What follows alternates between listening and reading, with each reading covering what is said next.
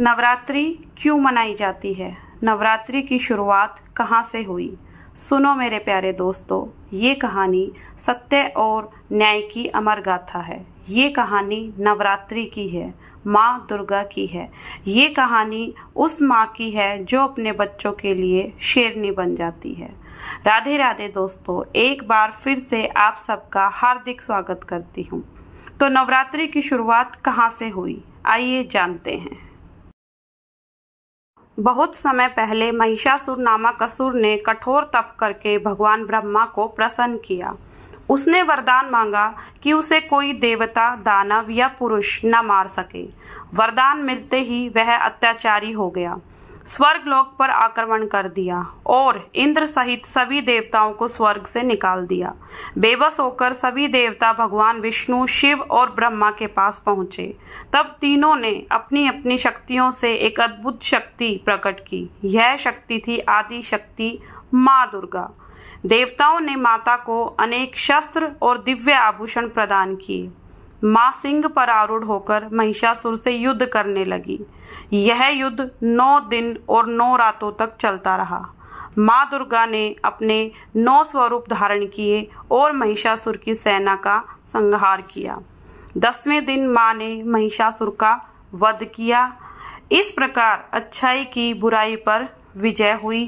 तभी से 9 दिनों को नवरात्रि और 10वें दिन को विजयदशमी दशहरा मनाया जाता है। महिषासुर की मृत्यु के साथ ही अंधकार मिट गया। तभी आकाश में माँ दुर्गा प्रकट हुई और आशीर्वाद देते हुए बोली, हर साल इसी समय में मेरी पूजा करना, 9 दिनों तक मेरे अलग अलग रूपों की आराधना करना। माँ दुर्गा ने विस्तार से बताया कैसे नवरात्रि मनानी चाहिए। पहले दिन से तीसरे दिन तक माँ दुर्गा की पूजा करनी चाहिए। चौथे दिन से छठे दिन तक माँ लक्ष्मी की पूजा करनी चाहिए। 7वें दिन से 9वें दिन तक माँ सरस्वती की पूजा करनी चाहिए। माँ ने ये बताया कि इन दिनों में व्रत रखना चाहिए। व्रत का मतलब खाना छोड़ना नहीं, मन को शुद्ध करना, बुरे विचार न लाना और दूसरों की मदद करना होता है। माँ दुर्गा ने लोगों को अपने 9 रूपों के बारे में बताया। हर रूप का अपना मतलब और शक्ति थी। पहले दिन माँ शैलपुत्री का दिन है। शैल यानी पहाड़ की पुत्री। ये रूप दिखाता है माँ कितनी मजबूत है, पहाड़ों की तरह अटल है। दूसरे दिन माँ ब्रह्मचारिणी का रूप है। ये रूप तप और साधना का है। ये रूप सिखाता है कड़ी मेहनत से हर मंजिल पाई जा सकती है। तीसरे दिन माँ चंद्रघंटा का दिन है। इनके माथे पर चांद है। ये शांति और सुंदरता का प्रतीक है, लेकिन ये रूप जरूरत पड़ने पर भयंकर भी हो सकता है। चौथे दिन माँ कुष्मांडा का रूप है। इन्होंने अपनी मुस्कान से सारी सृष्टि की रचना की थी। ये रूप सिखाता है खुशी में कितनी शक्ति होती है। 5वें दिन माँ स्कंद माता का दिन है। ये माँ और बच्चे के प्रेम का रूप है। ये रूप सिखाता है कि माँ का प्यार सबसे बड़ी शक्ति है। 6ठे दिन माँ कात्यायनी का रूप है। ये युद्ध का रूप है। जब अन्याय बढ़ता है, माँ इसी रूप में आकर न्याय करती है। 7वें दिन माँ कालरात्रि का दिन है। ये सबसे भयंकर रूप है। ये बुराई का नाश करता है, लेकिन अच्छे लोगों के लिए ये रूप कल्याणकारी है। 8वें दिन माँ महागौरी का दिन है। ये पवित्रता और सफाई का रूप है। ये सिखाता है कि मन और शरीर दोनों को साफ रखना चाहिए।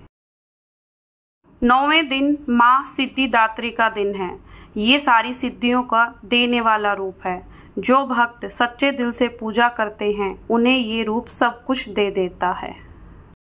माँ ने कहा, मेरे ये 9 रूप अलग अलग लग सकते हैं, लेकिन ये सब एक ही हैं। महिषासुर के वध के बाद सबसे बड़ा बदलाव ये आया कि लोगों ने स्त्री शक्ति को पहचाना।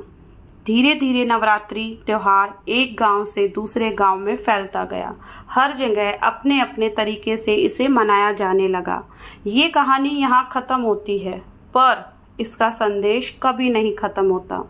माँ दुर्गा की ये कहानी हमें सिखाती है, जिंदगी में कितनी भी मुश्किलें आ जाएं, हार नहीं माननी चाहिए।